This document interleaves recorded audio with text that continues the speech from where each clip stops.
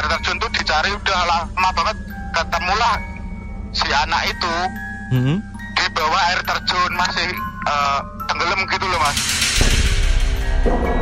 Nah yang anehnya lagi kan itu udah di dalam air beberapa jam, udah lama itu mas, dari siang sampai malam ya. Itu tuh nggak kayak orang tenggelam gitu loh mas, kayak nggak kemasukan air, nggak buncit gitu loh, kayak biasa aja. Setelah ketemu itu kan dibawa pulang. Kenapa berita ini menyebar? Semua orang situ tahu kalau dia jadi tumbal gitu mas, tumbal pesugihan. Kerabat Nota, masih ingatkah Anda tentang potongan cerita tadi yang sempat diceritakan oleh Nanda di episode Nightmare on the Air beberapa waktu yang lalu? Bagi kami, tim Nota, cerita ini cukup menarik karena sampai sekarang pun masih dipercayai oleh masyarakat sekitar bahwa cerita ini memang benar adanya. Hal ini pun yang membuat kami, tim Nota, memutuskan untuk meninjau kembali lokasi di mana kisah ini terjadi. Ikuti penelusuran kami di Nightmare on the Air, Nightmare Story dalam misteri Curug Tumbal Pesugihan.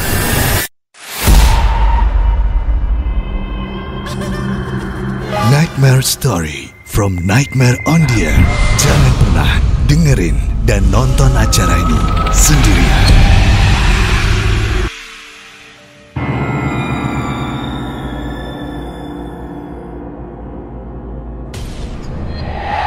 Perjalanan kami menuju ke lokasi dihadapkan dengan akses menuju lokasi yang cukup sulit, ditambah medan yang cukup terjal dikarenakan curug ini tidak dikelola sebagai tempat wisata. Hamparan sawah dan kebun-kebun yang membentang menyambut perjalanan kami menuju curug. Karena tidak ada jalan setapak, tim harus melewati batu-batu besar dan menuruni tebing yang cukup tinggi.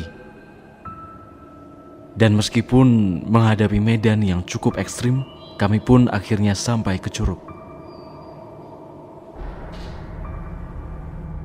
Awalnya, curug tanpa nama ini banyak sekali dikunjungi oleh warga sekitar.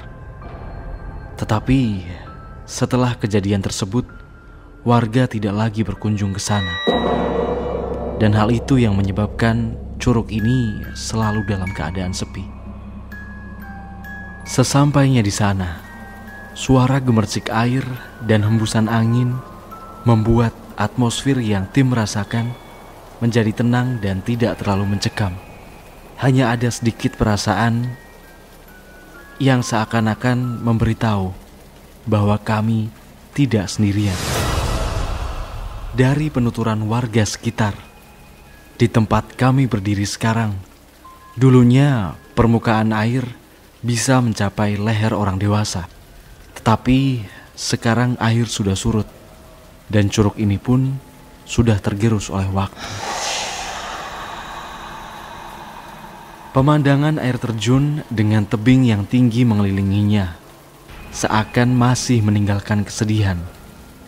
Karena di tebing inilah korban melompat ke bawah dan tenggelam di dasar curug. Nah itu tiba-tiba itu teman saya tuh naik ke atas air terjun, yang meninggal tuh ke arung terjun ke bawah gitu. Terus sampai pertama masih muncul lagi gitu loh mas, orang teman saya juga bisa renang kayak gitu loh. Nah untuk ketiga kalinya itu terjun lagi dari atas, langsung hilang kayak gitu mas. Tidak beberapa lama setelah kami sampai di lokasi, kami dikejutkan oleh suara yang tidak lazim, seperti suara hewan yang tidak kami kenali sebelumnya. Tetapi kami cukup ditenangkan oleh warga yang menemani kami bahwa itu adalah suara kera yang memang sering terlihat di sekitar tempat itu. Yang tidak kami sadari adalah dari penuturan warga yang ada di sana, curug tersebut terkenal dihuni oleh beberapa sosok penunggu. Sosok kera putih dan wanita bertubuh setengah manusia, setengah ular. Apakah yang kami dengar adalah suara sosok kera putih, penunggu curug yang menyambut kedatangan kami? Cerita dari Nanda tentang temannya yang menjadi korban tumbal pesugihan di curug ada baiknya menjadi pelajaran bahwa hanya kepada Tuhanlah kita seharusnya meminta dan memohon.